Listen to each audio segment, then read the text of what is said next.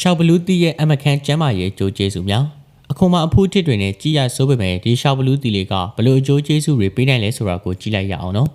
ပရိသတ်တို့လည်းသိကြတဲ့အတိုင်းပဲရှောက်ဘလူးတီဆိုတာဟာတမယာတီအရွယ်စားလောက်ပဲရှိပါတယ်ဒါပေမဲ့လို့တမယာတီလိုမျိုးအခွန်လုံးကြောလေးမဟုတ်ပဲနဲ့ဘူးတွေတစ်တွေနဲ့ပေါ့အရသာကလည်းအချင်းတက်ရှိပြီးတော့အတွင်းပိုင်းကတမယာတီနဲ့ကိုဆင်တူပါတယ်အရွက်ကိုဆိုရင်တော့ထိုင်းစားစာတွေဖြစ်တဲ့တုံရန်ဟင်းရည်တို့လိုဟင်းခတ်မွေးကြံဖြစ်လဲအများဆုံးအသုံးပြုကြပါတယ်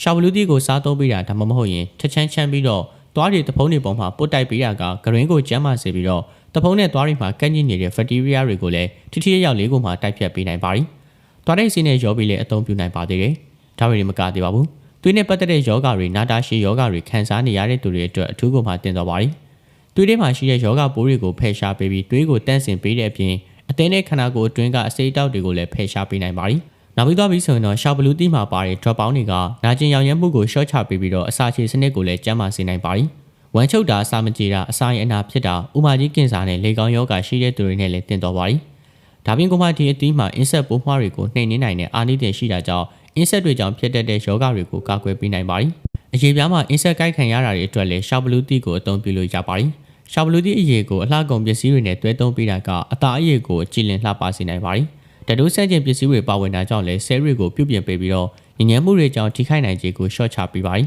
။တဘာဝအတိုင်းအသားရည်ကိုကျန်းမာလှပစေမယ်စစ်တမျိုးလို့ပြောလို့ရပါတယ်။အယိုးအဆစ်နာခြင်းရောင်ရဲမှုတွေခေါင်းယောဂအပါဝင်အယိုးအဆစ်နာခြင်းရောင်ရဲမှုတွေအတွက်အထည်ရောက်ဆုံးတက်တာစေနိုင်ပါတယ်။ခေါင်းကိုက်တာခေါင်းတစ်ချမ်းကိုက်တာတွေကိုပါတက်တာစေနိုင်ပါတယ်။အာယုံကြောပြဿနာမျိုးမျိုးအတွက်ကလည်းရှောက်ဘလူးတီကအစွမ်းထပ်ပါတယ်။စစ်ပီစီမှုများတဲ့အခါမှာရှောက်ဘလူးတီကိုရှုပေးခြင်းဖြင့်စစ်ပူပန်မှုယောဂတွေကိုလည်းတက်တာစေနိုင်ပါတယ်။ရှောက်ဘလူးတီရဲ့အရေရောအရွက်ကပါစံသားနဲ့ဥပြားကိုကျန်းမာစေနိုင်ပါတယ်။ဥယျာဉ်ပြားကိုအစိုးတက်ထိန်ပေးပြီးတော့ဘောင်းမထအောင်ကာကွယ်ပေးနိုင်တဲ့ပြင်ကိုမှစံသားကိုပါအယောင်တောက်စေပြီးတော့လှပနေမှလည်းဖြစ်ပါတယ်။ရှောက်ဘလူးတီရဲ့အစွမ်းတွေကဒီလောက်နဲ့တည်းမပြီးသေးပါဘူး။မြန်မာတိုင်းစေပညာမှာလည်းသူ့ရဲ့အသုံးဝင်ပုံကိုရှေ့ကတည်းကမှတ်တမ်းတင်ထားခဲ့ကြပါတယ်။လေဖြတ်ယောဂကိုလည်းရှောက်ဘလူးတီနဲ့ကုသပေးနိုင်ခဲ့တဲ့ထူးခြားဆေးနည်းလေးတစ်ခုရှိပါတယ်။စင်နှုံးမနွယ်အစို့လက်တစစ်ဖြက်ရေချက်အေးနှစ်ပလင်းထညက်၅ချက်သားစားတစုံရှောက်ဘလူးတီနှလုံးစားတဲ့ပစ္စည်းတွေကိုစတူရောပြီးတော့အဖုံးလုံးနဲ့ပူနဲ့တပတ်တိတိကိုမှပိတ်ကထားရပါမယ်။ပြီးတော့တနေ့ကိုညမအိတ်ခင်ရှင်တွေအကျန်းပကံတွေကိုစတီးစုံနှစ်စုံစာလောက်ကိုထည့်ပြီးတော့တောက်သုံးရမှာဖြစ်ပါတယ်။ဒီစင်းလေးလေးနဲ့တောက်သုံးခြင်းအပြင်ကတော့မျက်စိမှုန်ခြင်းအကြောတက်ခြင်း